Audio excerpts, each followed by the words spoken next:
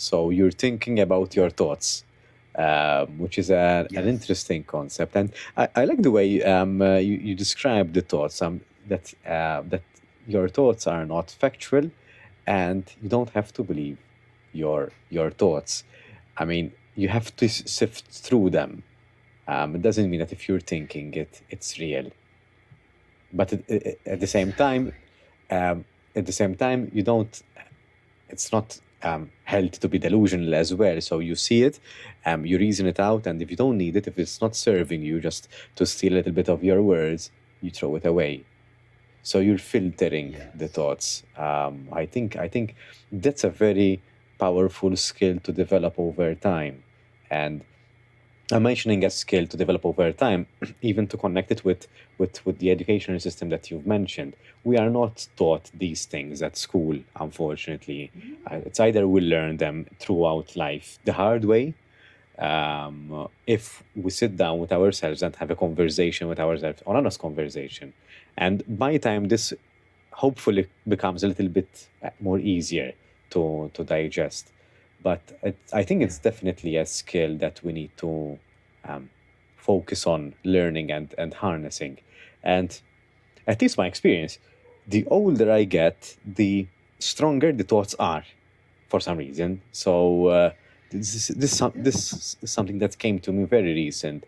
The older I got, the more I cared about stuff, and the more pressure I put on myself in a way. So the more effort I have to do to quiet my mind, if that makes sense. Yeah.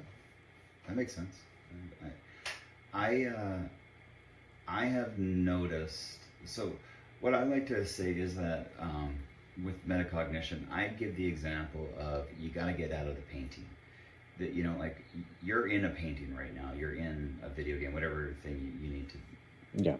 to use. You're in like kind of this reality that you're in, and you see it around you. But if you can get outside and stand and go, oh, look at me right now.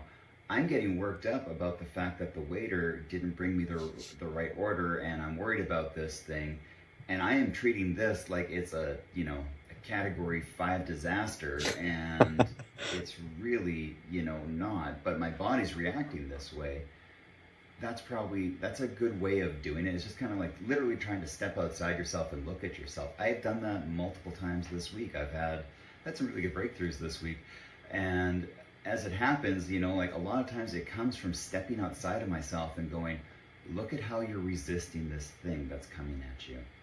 And I can definitely speak to as we get older, I've noticed both of myself and the people I know is um, we tend to cling to our thoughts as facts, and that they hold true.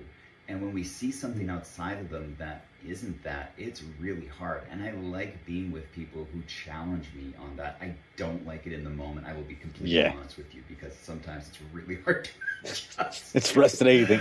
But yeah, it's really hard. But like you think about it, like if you are thinking, um, I recently like completely changed my diet. I was coming off. I went through a divorce the last couple of years. My whole life is completely different than it was a year ago, and 2 years ago. I wouldn't have believed that I was doing the things that I'm doing right now, and I'm very grateful for that. But it's taken a lot of adjusting. So as I was coming off this medication, I realized that I needed to change my diet. And Mhm. so I did that. And as I did that, I noticed different things happening. But here's the thing, I had a lot of food routines. Friday night was Okay. always pizza night. It's been pizza night since I was 12 years old. And it's a really silly example, but Okay. you know, it's like we have that every night. It's every week. It's like you look forward to Friday. Friday's the end of the week, and Yeah. it's you got to get through the week to get to your pizza at the end. And what's happening is in my brain is there's this. When I was 12 years old, there was this field, right? And if you can just kind of envision like a field with a lot of tall grass in it. And the first Friday, I walked across the field and I got pizza, and then I brought it back home. And that path got a little bit more carved. And then for the next 30 years, I walked that pizza path. Now that pizza path is really, really ingrained in my brain. That grass, that tall grass might be up all around it, but the path to my pizza brain, it's there. And I have to change that.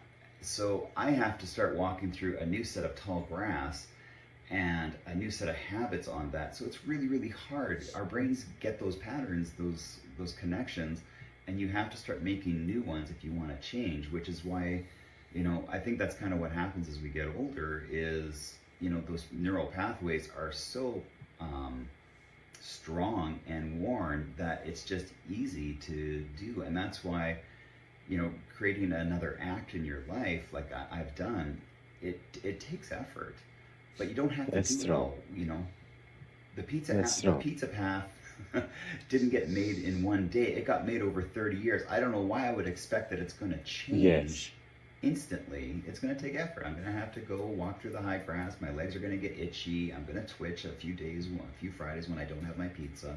That's okay. But Yeah. it's worthwhile to do. And I think that's a big thing too, is we put a lot of pressure on ourselves to get things right, or like with thoughts that we have that we've been thinking for our whole life. It's going to be hard to change those, Mm-hmm. but that's Mm-hmm. okay. The fact that you know Um, that you have the thought is like that awareness is the biggest thing in my mind, because that's the start of it. mm-hmm. It's the start of change.